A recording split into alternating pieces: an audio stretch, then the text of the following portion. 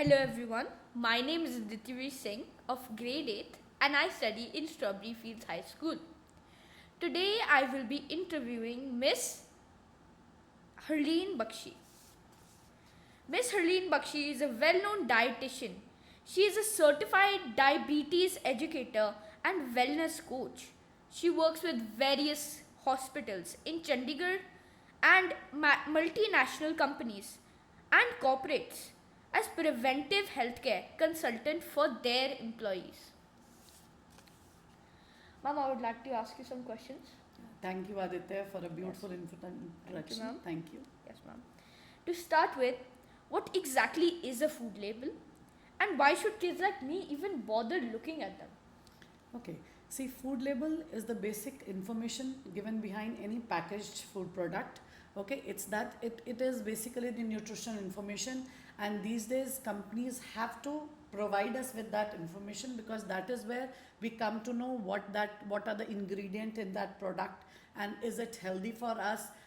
Giving an example, if somebody is gluten free, somebody is a patient who does not digest gluten, okay, so it has to say gluten free product. Okay, so that is where reading the label comes in. It's very, very important for you to read labels.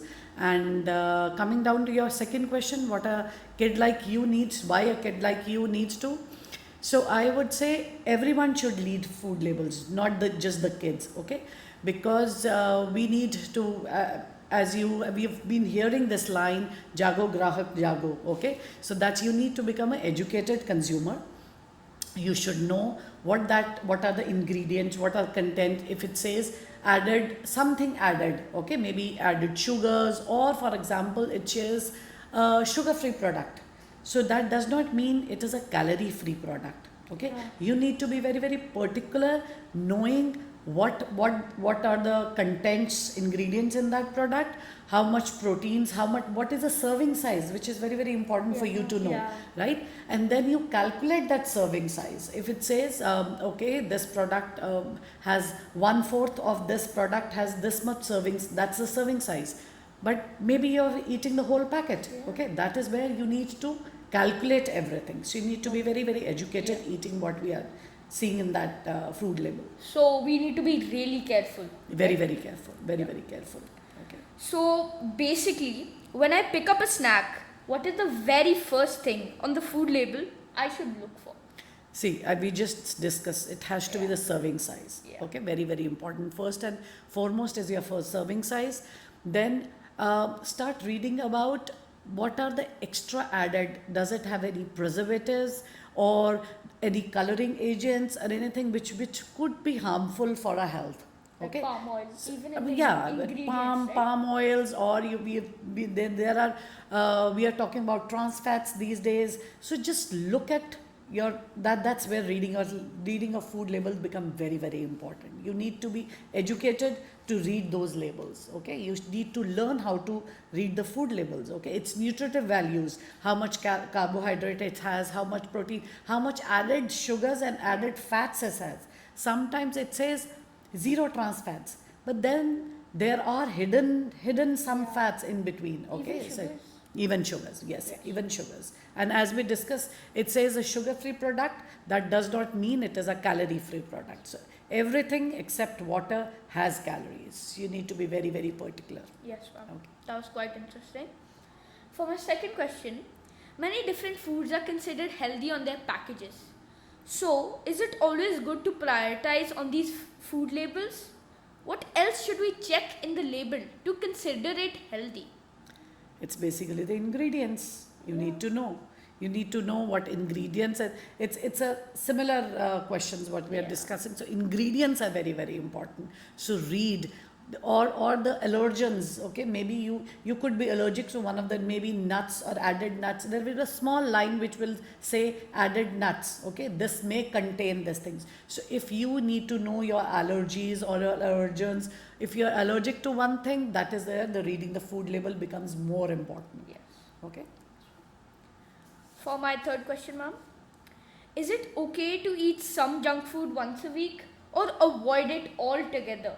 Okay. What difference does it make? Is it a big difference or a small difference? First of all, I want to clear one myth. There is no word like junk food. It's a healthy food or an unhealthy food? Yes. Okay, we've discussed about trans fats. You're only talking about added sugars. Yeah. So that is where your products become unhealthy, which are like extra calories. Now, the point is eating. You're coming down to another next question of yours. You said a kid like you, if you want to have a what was the second question you said? Ma'am, the second question? A part of this question. The part Second of part this of this question, what difference does it make? For you to Like, what difference does it make to eat junk food like once a week or just avoid it altogether? okay. Is there a big difference? Oh, okay. There's not a much. It really depends on your total calories, upon your health. If some kids, one of the kids is a really unhealthy kid, he has a low hemoglobin, or the doctors have told him not to eat particular things. Maybe they are allergic to milk. We've discussed maybe they are allergic to gluten. That is where now you have to see, is that junk food healthy or unhealthy? Okay. So coming down to eating once a week, there are no days like cheat meals or once a week, and junk food cannot be a bribing food for you. Okay. So you go out with your family if you want to eat something out from a hotel or a restaurant. So that's okay. That's food. Don't make food as your maybe your enemy. Okay. Yeah. Food is never an enemy. You have to see, or if you're eating out somewhere, you know that you have to go for a birthday party. Okay.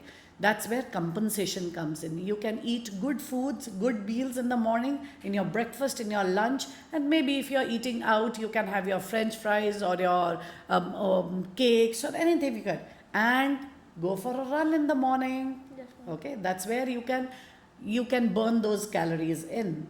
Okay, so junk foods are allowed, that's not, but eating it every day, you want everything, maybe you want a chips today, you want a Maggie tomorrow, that's not the way it is. That anything in excess is always injurious to health. That's where it will make you unhealthy.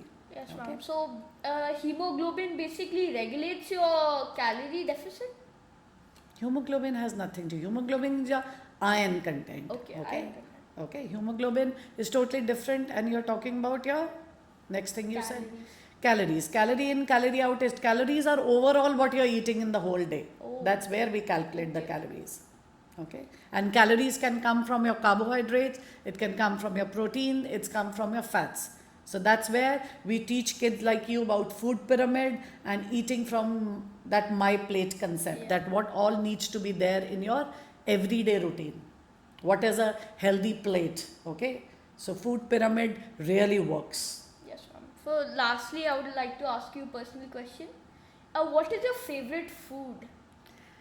All foods are good. But if you're talking about my favorite food, I love my breakfast, which is a good omelette and maybe a slice of bread or a roti.